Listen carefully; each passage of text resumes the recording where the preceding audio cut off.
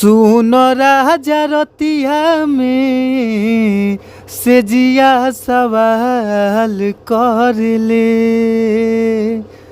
सुन राजा रतिया में से जिया सवाल कर ले। तो जी हाँ भैया, आप सब कैसन बानी जा। और आशा ना बल्कि विश्वास बा ये भैया कि आप लोग मस्त होखब जा, खुश होखब जा, स्वस्थ होखब जा, तंदुरुस्त होखब जा। और हम बानी आप सबके भोजपुरी गायक व गीतकार नीतीश सिंह। रउआ सब जे भी हमारे यूट्यूब चैनल के माध्यम से बड़ बुजुर्ग हमारा से जुड़ल बाटे ए भैया, सबके हम प्रणाम करतनी। आप लोग आपन आशीर्वाद हमारा ऊपर बनौले रही जा और प्यार बनौले रही जा, दुलार बनौले रही जा ए भैया।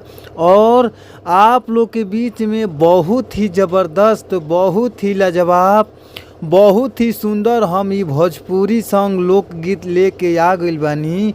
तो भैया हो, आशा ना बल्कि विश्वास बा कि अगर इस सॉन्ग के रउआ सब अच्छा से म्यूजिक बनवा के अच्छा से रउआ सब स्टूडियो में रिकॉर्ड करवा देतानी, गायकी कर देतानी अच्छा से, तो हमारा पूरा भरोसा बा ये भैया कि आप लोग के बीच में इस सॉन्ग जरूर बाजी। और रउआ सब अच्छा गावतानी जा, अच्छा बजावतानी जा, फिर भी रउआ सबके अच्छा मैटर नइखे मिल पावते भैया। तो हमारा यूट्यूब चैनल के सब्सक्राइब कर लीजा, जो ना यूट्यूब चैनल के माध्यम से आप लोग के बीच में बहुत ही बढ़िया सॉन्ग लेके आइला। तो आप लोग ज़रूर सब्सक्राइब कर ली और घंटी के बेल आइकन दबा लिए भैया। तो आई जा हमनी के चलल जाओ अपना मुखड़ा के ओर। मुखड़ा के भाव का बाटे, कौना भाव में कैसे गावे के बाटे, तो आई जा हमनी के सुनल जाए कैसे कहे के बा भाव बाटे, सुनी जा। सुन राजा रतिया में से जिया सवाल कर ले। सुन राजा रतिया में से जिया सवाल कर ले। धड़केला छतिया दिल में दुगना तूफान भर ले।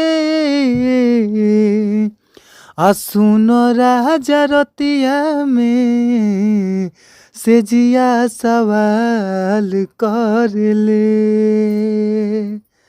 सुन राजा रतिया में से जिया सवाल कर ले। तो जी हाँ ये भैया, अगर इस सॉन्ग रउआ सबके अच्छा लागता, मस्त लागता, सुंदर लागता, तो आप लोग हमार नंबर नोट कर लीजा। स्क्रीन पर भी नंबर बाटे, तो हमार नंबर लिखी। हमार नंबर बाटे 98 350 77 203।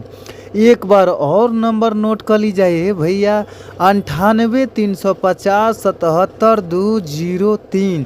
तो आप लोग ज़रूर कॉल करी। आप लोग के बीच में ये भैया बहुत ही कम से कम चार्ज में सॉन्ग मिल जाई, तो आप लोग कॉल करी। फिर मिलल जी अगला वीडियो में, तब तक खातिर thank you, bye bye, so much, धन्यवाद।